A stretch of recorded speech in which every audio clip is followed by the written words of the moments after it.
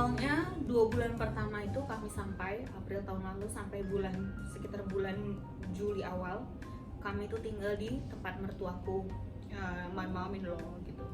Jadi aku tuh sering sendiri di sana karena semua kerja. Jadi aku ngapain ya sendiri gini. Di situlah masa-masa sebenarnya aku ngerasa kesepian gitu, kangen orang tua. I cried a lot or almost every day. I miss them so much. Aku berpikir gitu, aku nggak mau diem aja gitu, karena basically sebenarnya Maria Grace ini ya nggak bisa diem gitu, she has to do something gitu.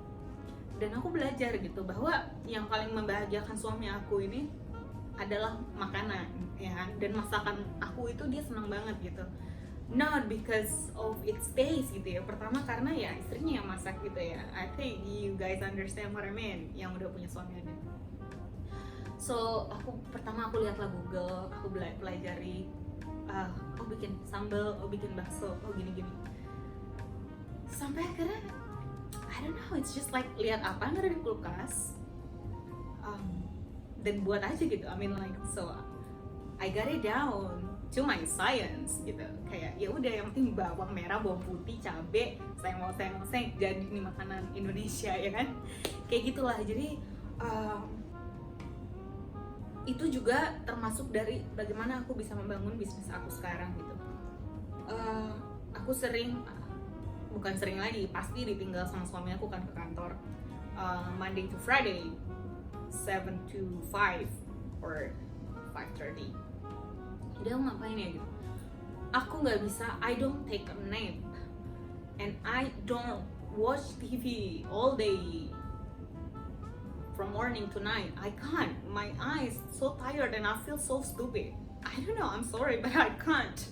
So aku itu kan dari kecil sebenarnya, dari teenagers itu aku udah berbisnis gitu. Sampai aku kuliah pun aku punya 2 clothing line, and then it was in 6 consignment stores di Jakarta gitu. So yes, I graduated from law school, tapi aku punya passion gitu di bisnis. So I think my law degree is very beneficial for my business. Thank you, FHUI. Jadi from that dining table, I did research for thousands of hours, learning about America, the marketplaces, the market itself, the demands, the banks, the immigration status of mine, and everything, a lot of things, taxes. And so I found that I could work something. So I worked so hard to finally get my income in US dollar, to get money in US dollar. I mean, it's crazy. For less than a year, Tuhan mampukan aku untuk earn myself. So Tuhan begitu baik gitu ya. Tuhan memberikan kesempatan. Dia tahu persis siapa aku dan dia tidak meninggalkan aku gitu.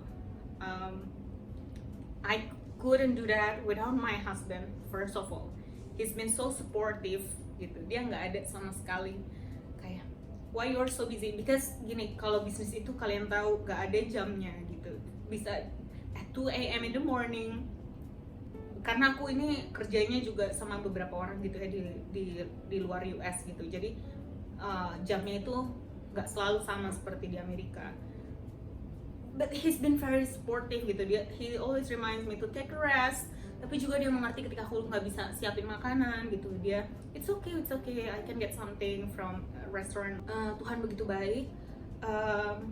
Instead of aku kira aku akan kesepian di rumah gitu, aku bangun itu udah oh my god, like I have to do this that, and then have to, because as in aku mau menjadi wanita yang independen gitu, menjadi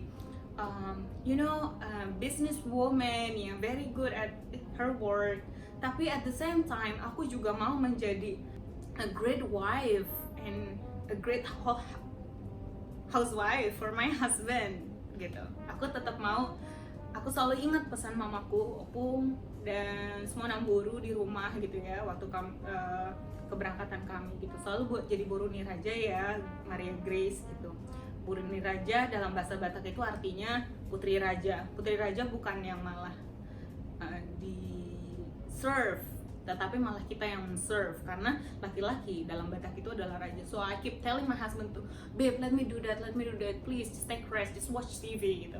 And then but yes, he is at the same time a very Bataknese man tapi juga American. So yeah, he's cool to do the laundry, he's cool to do the dishes and everything. So but at the same time kayak dia bisa sayang kopi juga. So yeah, I mean I'm really thankful for the opportunity to live in the US with this man. Selain Tuhan berikan aku kemampuan gitu ya untuk menjadi housewife gitu, artinya dulu enggak sama sekali, aku tuh bukan tipe yang nyuci masak itu enggak sama sekali gitu. Ke dapur ya cuma cuci tangan, udah bagus bisa cuci piring sendiri gitu tuh udah bagus banget gitu loh. Jadi ini it's really huge for me gitu. Aku bisa ngepel, kadang tuh ngepel yang canggih, alat canggih di Amerika tuh kadang aku gemes sendiri, udahlah gue pakai Kanebo aja gitu. And I really enjoyed it gitu, kayak vakum gitu. I didn't even imagine I could do this gitu loh. Aku merasa aku di Amerika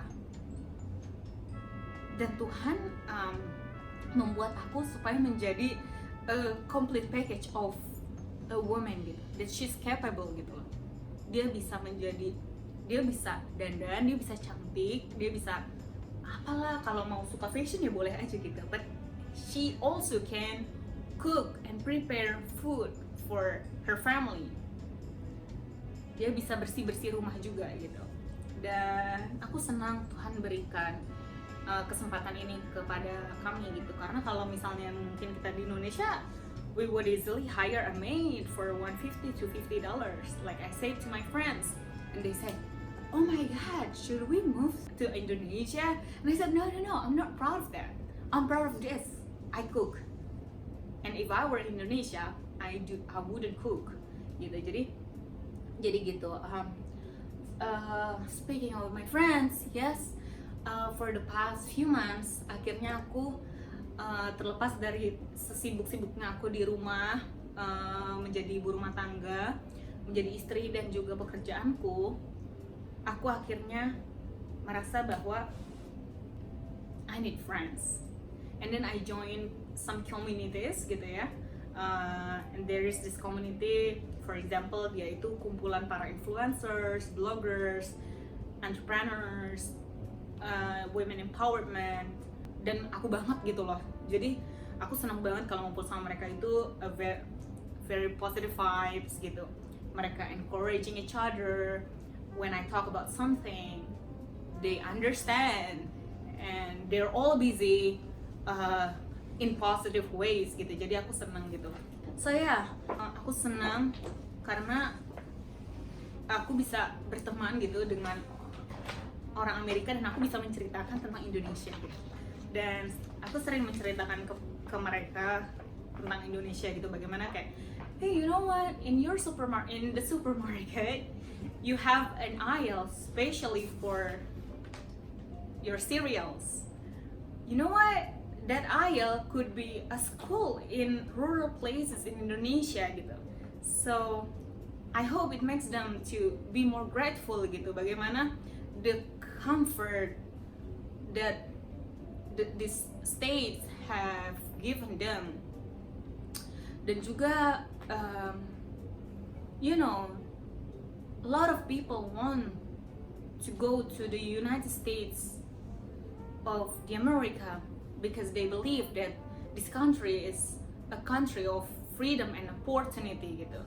Jadi know that this is a great country, but I'm proud to be an Indonesian who live in the US. In fact, aku bangga banget, aku dan suami bangga banget sebagai orang Indonesia dan tinggal di Amerika.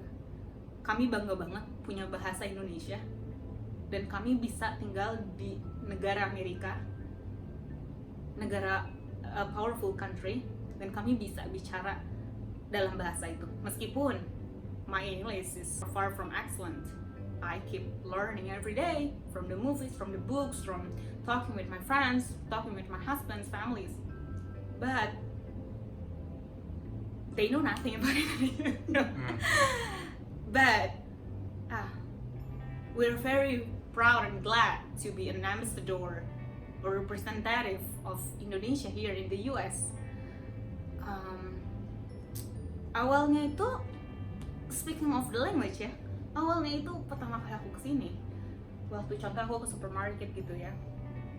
Terus orang di South, kan kalian udah tahu ya aku tinggal di mana, di South.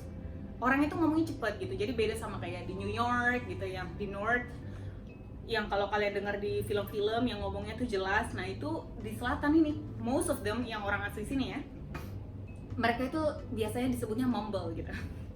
Some of my friends also say that, yeah, I don't understand today mumble gitu.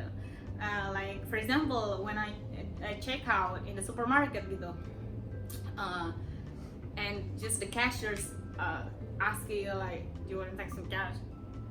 Cepet gitu, do you want to take some cash gitu, like aku nggak ngerti gitu. So I kept saying sorry for my English. Oh, I'm sorry for my English. I'm sorry. And then one day my husband was so mad at me, like, Goldie. Okay, he called me Goldie for some reason that I don't know. Okay, I know, but okay, it's a long story. Okay, he calls me Goldie. Goldie, please stop saying sorry for your English. It's not your language, and you're doing great. And okay. And from that moment, aku nggak mau lagi apologize for my English gitu. Kalaupun aku nggak ngerti, kata abang, kalaupun kamu nggak ngerti, just say, can you please repeat it slowly, or I'm sorry, can you please repeat it? You know, not sorry for my English. Then I think I thought about that, and yeah, I mean, English is not my language. My language is Bahasa Indonesia. I understand English because I went to school. Bahasa Inggris adalah kewajiban di sekolah. Dan I just eventually, we live now in the United States who speak English. But kalau lo mau selevel sama orang Indonesia, but for me ya, kalau mau selevel sama Indonesia, mau kuasai ini juga negara gitu ya, kuasai, you know, in positive ways, you have to learn the language, the culture, the food, everything gitu. Tapi tetap budaya Indonesia yang baik tetap mengalir gitu, dan tetap kita pakai gitu. Kalau misalnya biasa kita party, datang ke acara orang gitu, nggak perlu bawa apa-apa gitu. Tapi misalnya ya orang Batak, nggak bisa, kami harus bawa sesuatu ini. Ya bawalah apa yang baik, itu kami tetap apply it here. But also there are a lot of things good in America, good culture in the US that I learned so much.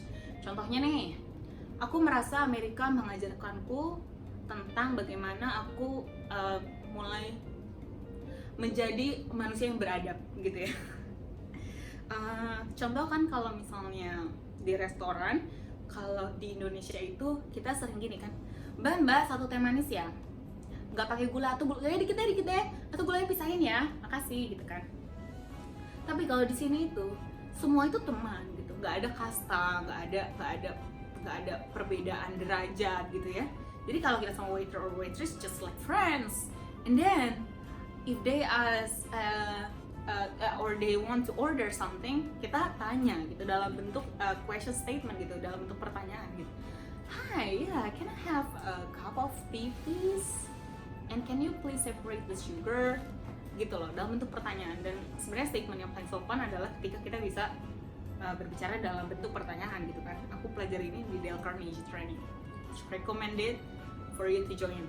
Nanti cari sendiri ya, di Jakarta ada. So itu bagus banget gitu.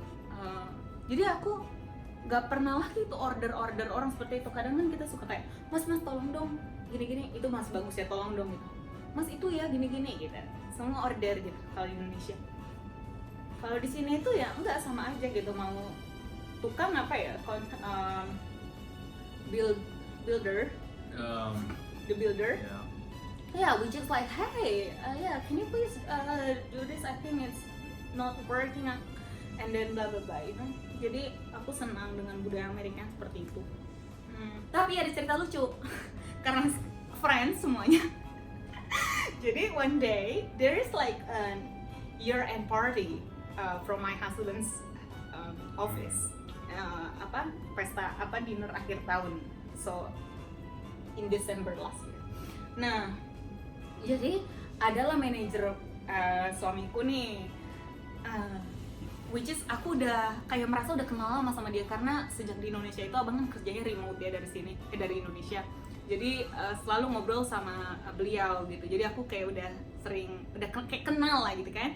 So finally I met him in person, and then his wife also came along with him from I think Florida. So I really respect them, you know. Dan akhirnya his wife itu ngajak foto dan ngobrol-ngobrol. Dan kalau di Indonesia kan aku diajarin sama mamiku itu, apalagi orang Batak, kamu tanya ya panggil siapa. Jadi aku sering kan kalau ketemu sama seorang inang gitu, aku tanya, Inang aku panggil siapa ya, Nang Guru, pura-pura nggak ngerti sama inang tua, oh panggil aja Nang Tulang karena bapakmu gini-gini kayak gitu kan. Dan kalau di Indonesia kan panggil siapa ya tante gitu kan, kemon lah masa gue panggil nama. Nah inilah terus and then I asked her, hey, yeah, what should I call you? And she was like, what? Do you want to call me grandmother? You think I'm really old? No, I'm so sorry, that's my culture, I didn't mean that. And so I was so scared. I mean, it's like my husband's manager. Yeah, something like that. So kayak aku takutan banget gitu. No, I'm sorry, it's my culture. No, yeah, okay, I understand katanya gitu. Okay, so it was funny. I mean like ada hal-hal yang ternyata nggak sama, malah kebalikannya gitu dari Indonesia di Amerika. So I learned a lot.